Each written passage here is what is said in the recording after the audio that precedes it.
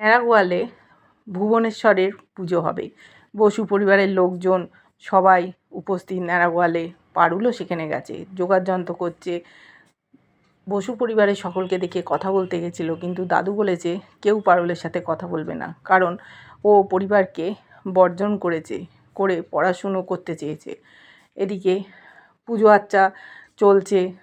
গোপাল বুঝিয়েছে পারুলকে যে তুই কেন চলে যাবি বোন, তুই এখানে থাকবি, এটা তো তোর গ্রাম।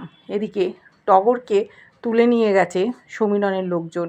জানতে পেরেছে পারুল নতুন একটা ছেলে এসেছিল, তার সাথে প্রেম করছে। বুঝেছে সমীরণ বদলা নিচ্ছে, টগরের ক্ষতি করে দেবে। কে উদ্ধার করবে টগরকে, চিন্তায় পড়ে গেছে। রায়ানের সাহায্য চাইতে গেছিল, রায়ান যেতে চাইছে না। দাদু থানায় গেছে ছেলেদের নিয়ে অভিযোগ জানাতে।